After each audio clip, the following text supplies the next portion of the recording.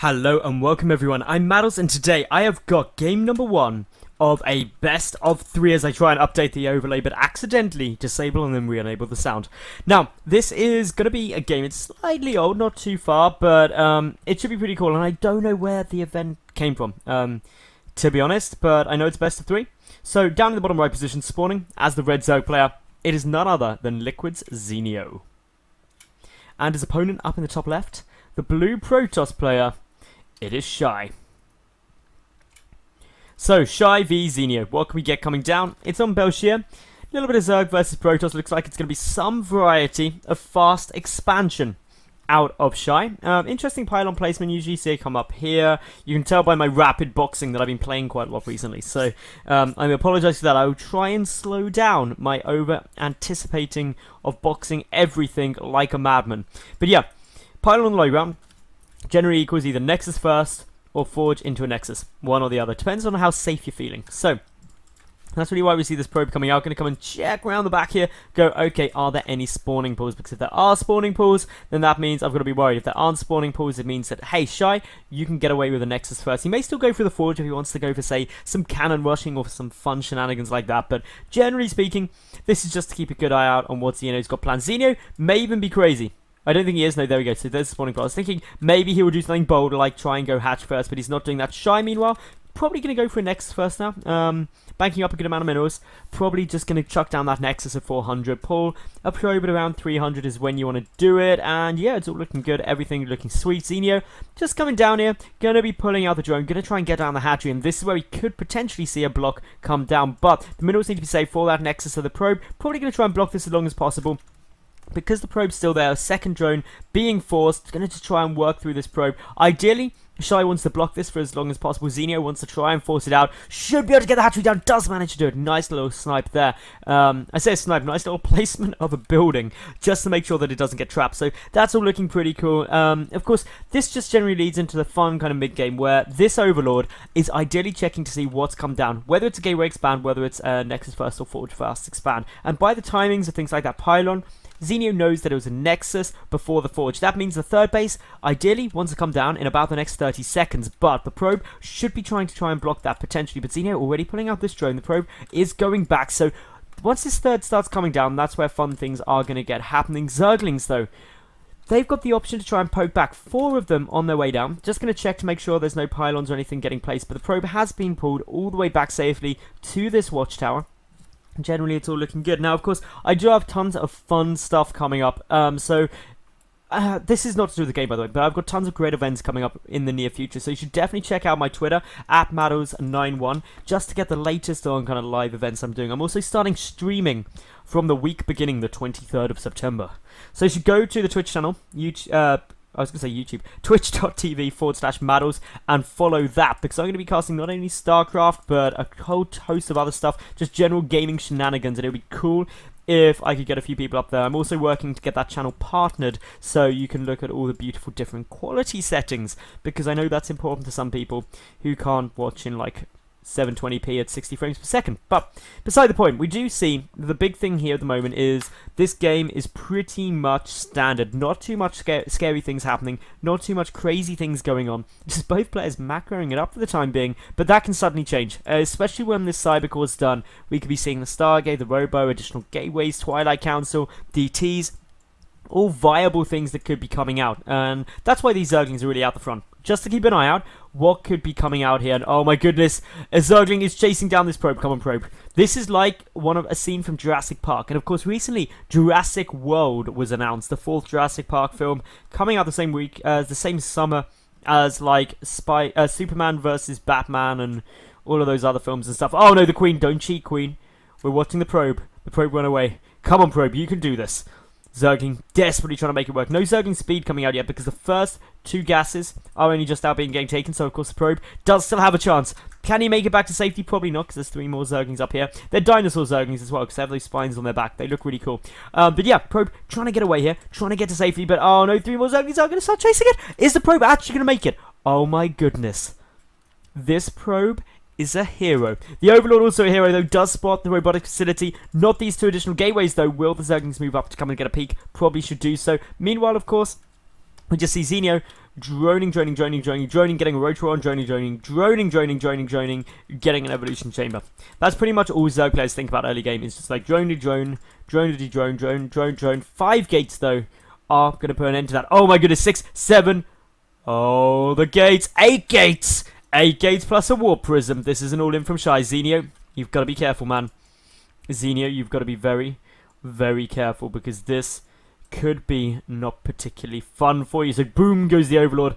Never a good sign. We do see, of course, Zerglings are making their way back, just trying to get a nice little scout out. What has been seen by Zenio? Well, he knows that these 2 gates are coming down. Not about those 2, though, but he knows one's at the back. May suspect more. Probably knows something, some kind of sneaky shenanigans coming down. That's why we see spines getting started. The Mothership Core spotted moving its way out. The Overlord sitting at the 3rd base, trying to get a little look to see what's going to be coming down. Creep spread moving further forward. But all in all, this is starting to look like a pretty fun game. Creep tumors now just starting to push their way forward. The Mothership Core coming in. But this is the big thing. The Warp Prism with the Immortal in it. All of the gateways are now done. They need to be warped into warp gates. These 3 at the back haven't been warped in yet. There we go. That's all looking good. So, Roaches have got to get out now. More Zerglings have got to get out now. The important thing is that this Warp Prism ideally needs to get taken out, but without too many Queens around, that could be a tough tall order. So, that means anything that comes out has to be taken out quickly, but big wave of Warpins, and this is looking scary. +1 timing this. This is a beautiful timing by Shy, and Zenio is going to be in some problems right now, because he's got to try and stop this, but how does he do it when there are just so many units here? The way he does it is by trying to get a flank. Look at the positioning of units. Roaches down here, Zerglings to the back. He's ready to get the surround. Sees the Mothership Core pushing forward. The Creep Tumor can see some of those units just to know when they're going to move up, moving up. All of this is buying time for 11 more Roaches to try and pop out, and currently all of Shy's units sitting in the Valley of Death. It's very scary here. Another wave of Warpins should nearly be ready, but in come the units. The Force Fields trying to come down. The Immortal getting focused first, because once that's down, the Roaches will be slightly more safe. The Zealots now getting kited backwards. But another big wave of Warpins trying to come through here. The Roaches dealing as much damage as they can. Zenio knows this is an all-in. He's trying to get as many Roaches as he possibly can, but knocking out that Immortal was quite huge, because that means the Roaches take a lot less damage, and now it's only gateway units against Roach Zergling. Gonna be a bit of a better spot to try and defend with. More units trying to come through. A couple of force fields preventing the retreat of a couple of these Roaches, but not too bad yet. Zergling still streaming through, but the Zealots doing a nice quick bit of work on those. The Time Warps have now finished, and that means these Roaches can try and kite backwards, but Shy, looking to be pretty solid, will manage to take out a couple of these units, and Zenio looking to be in quite a few problems. The next wave of Warpins not coming down yet though, but still so many Stalkers staying up here. A lot of Roaches are down. Drones now getting pulled, trying to soak up some of this damage. Is Zenio going to be able to pull off a miracle hold? He's got 15 more Roaches coming in, and that could be what he needs to clear this out. The Warpins coming quite slowly. Sly is absolutely broke. He's only got a couple of 100 minerals left, trying to get a few more Zealots in. But the Roaches just pushing back. Is Zenio going to do the impossible and actually come back from this? He's still got a lot of units coming out. His drone count still looking fairly healthy. A good force field on the ramp will prevent some reinforcements making their way down, but more Roaches are going to be popping out shortly. The important thing is that that a critical mass of units doesn't come down for either side if you want to win in this situation. We see the Roaches getting taken down here. Meanwhile, the drones just being evacuated out. The natural base has pretty much lost most of its drones, but the Roach count getting very substantial. Really helping. The Warpins coming pretty slowly. Shy is so low on gas, it is untrue. He's only been operating off 2 gas guys, and I think Zenio, when he picks off this last Stalker, will have done it. A GG probably going to come down now, because, well, it may not come down quite yet, but Zenio is in an amazing spot. Bit of a premature GG there, but yeah, as it stands, Shy lost his entire army, and he killed 17 workers, but that was an all-in. He's still down overall in the probe count, and Zenio didn't lose a hatchery. That's the massive, massive point of this, is the hatchery didn't go down, and that means the production is still up. We've got way more drones coming out. Watch this skyrocket for Zenio now. The Warp Prism trying to get around. Interestingly, a counter push is now coming in, and with only 1 cannon up and a couple of sentries, this is going to be a tough hold, but the Immortal will be done in time in order to help this. The Macro Hatch, of course, is coming through to make a little appearance, but +1 on its way. Zenio must be feeling good right now. When you hold off aggression like that and only lose, well, he lost quite a few workers, but he didn't lose a hatch. He's going to be feeling quite confident, especially this macro hatch coming up. I love that. Needs to look at getting up the tech, but that's why the Lair's done. Roach speed should get started fairly quickly. May also look at getting the Hydralisks out. And why would there be Hydras? Because you know for a fact that there can't possibly be any kind of super fast tech because there was so many resources invested in that push. However, Zenio instead going to jump up into that Spire, and I like a Mutalisk play as well. That's really solid, especially when there's so many Zealots getting warped in. Zealots and Immortals both can't shoot up. That means, of course, Mutalisks are safe. They're going to be able to deal a lot of damage. And this is all going to lead to some fun times. Now, the other important thing to note is Zenio does have an Overlord down here generating creep.